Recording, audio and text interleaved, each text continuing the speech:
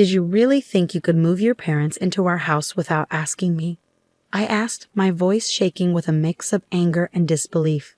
Ryan, my husband of 6 years, looked up from his laptop with a smirk that I had grown to hate. Oh, Amelia, don't be so dramatic. It's just for a while, and besides, you don't really have a say in this. His words felt like a slap in the face. This house, a lovely 2-story home in a quiet suburb, wasn't just any house. It was the home my grandparents had left me, where I wanted to raise our son, Lucas, away from the negativity of Ryan's family. Remember, the house is in my name. I replied, my hands clenched into fists at my sides. Ryan's smug look faded, and he looked uncertain for a moment. Our 2-year-old son, Lucas, walked into the room, and I forced a smile for his sake. He didn't know about the tension between us. His chubby hands reached up for me, and I picked him up, kissing his forehead, trying to calm down.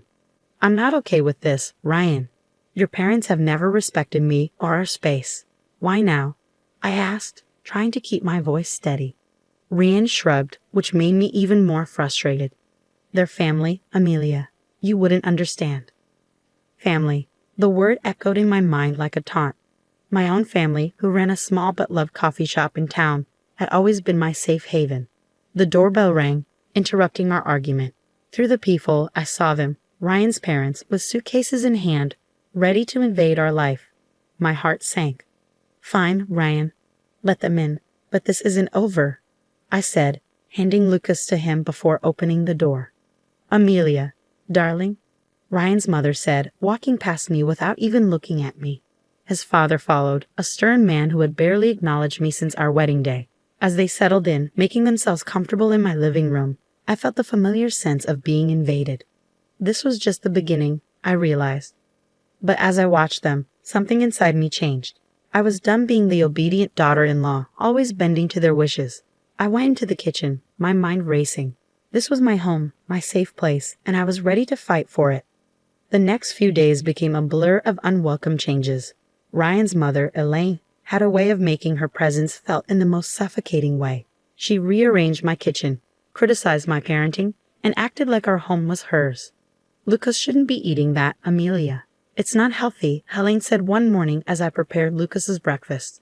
I held back a sharp response, feeling the familiar sting of her judgment. He's fine, Elaine. It's just cereal, I said, shaking my head. In our house, we believe in a proper diet. You really should learn. Her comments were like needles, each one poking at my patience. Ryan, as usual, was no help, lost in his work and unaware of the growing tension. One evening, as I put Lucas to bed, Elaine barged into his room. He's still not sleeping through the night. You must be doing something wrong, she said. Her words were a blow to my confidence, making me feel like a bad mother. I'm doing the best I can, I snapped, unable to hold back my frustration. Your best isn't good enough. Maybe if you had a real job and some structure in your life. I felt a surge of anger. This is my house, Elaine. You're just a guest here. Don't forget that. Her laugh was cold and dismissive.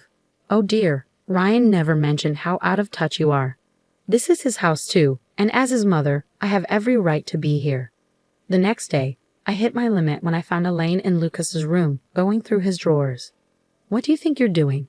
I demanded, my voice shaking with anger. I'm just organizing. This room is a mess, she said without even looking at me. That's it. I want you out of my house now, I shouted, feeling a mix of anger and desperation. Elaine turned to face me, looking surprised but not sincere. Your house? Oh, sweetie, you're just the wife. This is Ryan's house too, and he wants us here. I stormed out of the room, overwhelmed by thoughts. Ryan's betrayal, Elaine's intrusion, and how they ignored my feelings. It was all too much. I was tired of being pushed around and having my home taken over by people who didn't respect me. That night, as I lay in bed, I started to make a plan. I was going to take back control of my life, my home, and my son's future. Ryan and his parents had crossed a line, and they needed to understand that I wouldn't be their doormat anymore. The fight was just beginning, and I was ready. A few days later, during a tense dinner, Ryan dropped a bombshell. My parents need to stay with us longer. Their house is being renovated, he said casually, as if it were no big deal. I felt my blood boil. Longer? Ryan, we never even talked about them staying here in the first place. He shrugged, avoiding my gaze. It's just for a few more weeks. What's the big deal? The big deal is that your mother treats me like an outsider in my own home. I shouted, my frustration boiling over. Elaine, overhearing us, jumped in with her usual condescending tone. Amelia, you're overreacting. We're family. You should be more accommodating. Their words only made me more determined. I wasn't going to let them walk all over me anymore. It was time to fight back.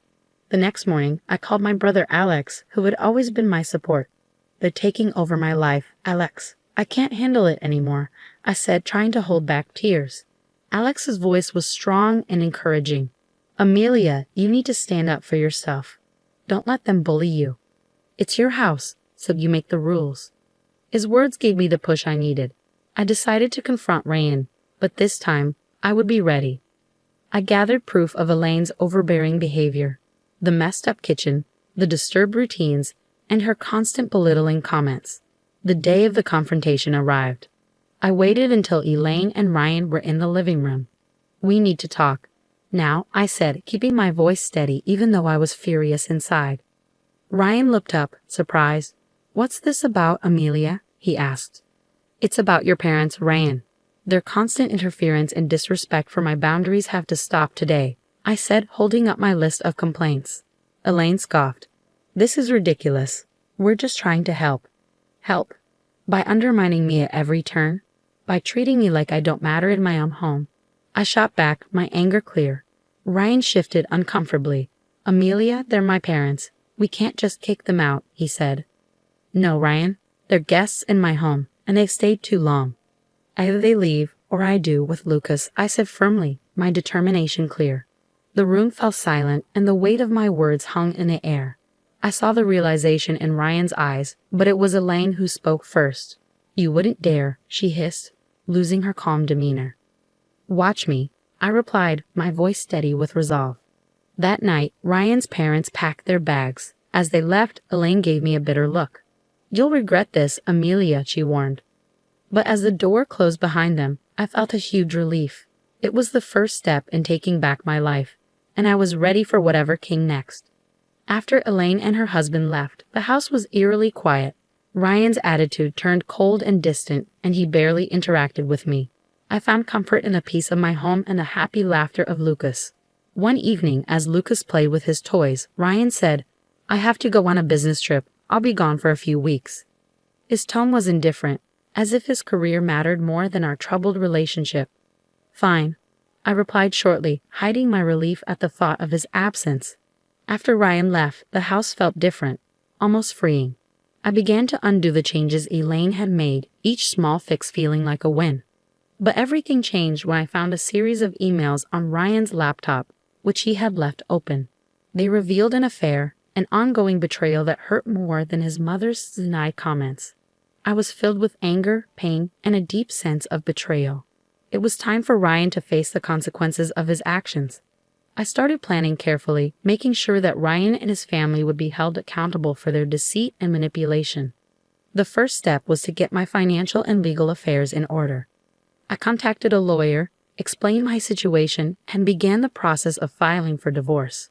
Next, I focused on the house, which represented my grandparents' legacy and my independence. I called a real estate agent. I want to sell the house quickly and quietly, I told her. The real estate agent looked surprised but noticed the urgency in my voice. Are you sure about this, Amelia? It's a big decision, she said. I've never been more sure of anything, I answered, feeling strong and determined after the betrayal. The house went on the market, and within days, offers started coming in. The thought of Ryan coming back to find he had lost his control over everything gave me a grim satisfaction. During this time, I reconnected with my family, finding strength in their support. We're here for you, no matter what, my father told me. As I watched Lucas play, unaffected by the chaos around him, I made a quiet promise to protect his happiness no matter what. Ryan's return was approaching, but I was no longer the woman he had left behind. I was ready to face him, equipped with the truth and a plan to take back my life. When the day came for Ryan to return, the tension in the air was thick. I had imagined this moment many times, and although I was prepared, my heart raced as I heard his key turning in the lock. Amelia, I'm home, Ryan called out, his voice echoing through the now changed space. I walked out of the kitchen, standing tall. "Welcome back, Ryan. We need to talk," I said firmly. He looked around, noticing the changes I had made. "What's going on?" "The house looks different." I stayed calm. "I sold the house, Ryan. It's no longer ours."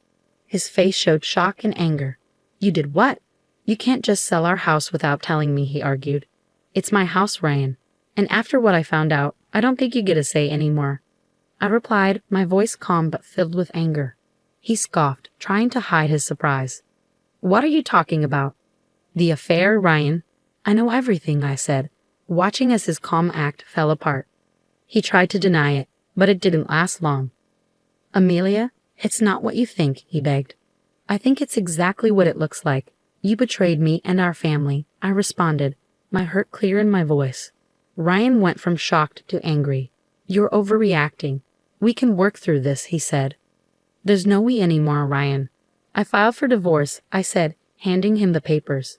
The conversation turned into a blur of accusations and denials, but I stood firm. The man I had married was gone, replaced by someone driven by selfish desires. As he stormed out, promising to fight the divorce, I felt a mix of freedom and worry. I had taken the first step toward a new life, but I knew the struggle wasn't over.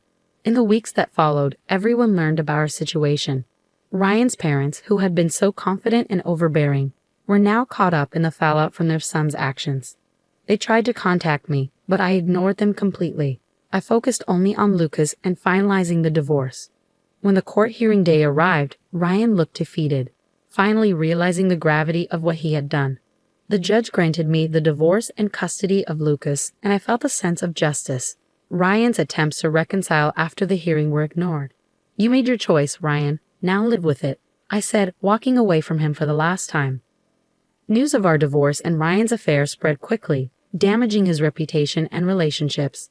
His parents, who had once been proud and judgmental, were now shunned by people who had previously respected them.